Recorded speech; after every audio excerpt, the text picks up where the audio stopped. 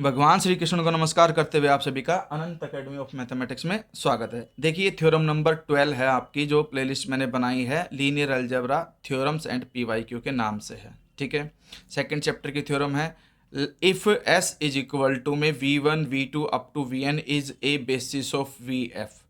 अब आपको पता होना चाहिए बेसिस क्या होता है। एस के अंदर n वेक्टर्स हैं, तो जिसका वो बेसिस है v का बेसिस है, इसलिए v का हर एलिमेंट लीनियर कॉम्बिनेशन क्रिएट करेगा इन वेक्टर्स का। दूसरा, ये जो सेट ऑफ वेक्टर्स है ये लीनियरली इंडिपेंडेंट होंगे, तो बेसिस कहलाएगा s। then every element of v can be uniquely expressed as a linear combination of v1 v2 vn and conversely।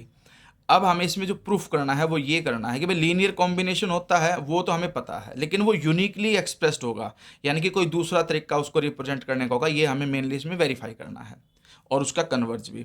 तो हमने सबसे पहले क्या लिया, एस लिया, v1 v2 vn be a basis of v, then each v belongs to v can be expressed as linear combination of n vectors such that v equal to a1 v1 plus a2 v2 plus an vn where ai belongs to f which is a field of scalars, और a1 a2 an ये सब scalars हैं।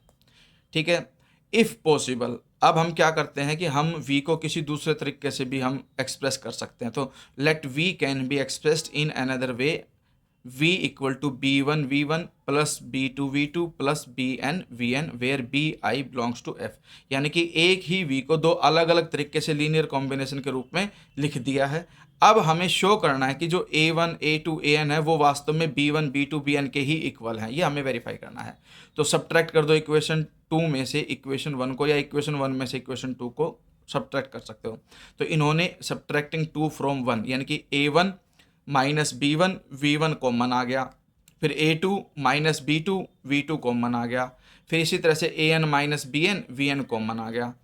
अब हमारे पास v1 v2 up to vn के जो scalars हैं साथ में जो मल्टीप्लाई हैं वो सारे के सारे क्या होंगे, जीरो। क्यों जीरो होंगे, क्योंकि जो v1 v2 vn है वो सेट ऑफ लीनियरली इंडिपेंडेंट है, और इंडिपेंडेंट के अंदर जो स्केलर्स मल्टीप्लाई होते हैं वो सारे इक्वल टू क्या होते हैं, जीरो। तो इक्वल टू जीरो है ये आपका, तो ये स्केलर भी सारे क्या हो जाएंगे, जीरो हो जाएंगे। फिर a1 minus B one equal to zero से a1 जो है वो b1 के इक्वल आ जाएगा, सिमिलरली a2 b2 के इक्वल आ जाएगा, और an जो है वो bn के इक्वल आ जाएगा। तो इस तरह से हम पाते हैं कि भाई each element v belongs to v can be uniquely expressed as a linear combination of v1 v2 vn। फिर हम चलेंगे कन्वर्ज में, let each element of v can be uniquely expressed as a linear combination of v1 v2 vn।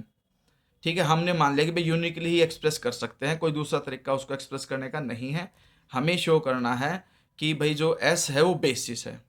तो पहले तो देखो zero belong करता है v से, can be expressed as, zero को मैं ऐसे लिख सकता हूँ a1 v1 plus a2 v2 plus so on करके an vn ai belongs to f। और मैं इसको ये भी एक्सप्रेस करके लिख सकता हूँ कि भाई zero is equal to zero v1 plus zero v2 so on करके जीरो vn। यूनिकली एक्सप्रेस्ड होने की वजह से a1 जीरो के इक्वल आएगा, a2 भी जीरो आएगा और an भी जीरो, यानी कि all scalars are equal to zero. अगर सारे स्केलर्स जीरो हो गए तो जो सेट ऑफ वेक्टर्स है वो क्या हो जाएगा, लीनियरली इंडिपेंडेंट।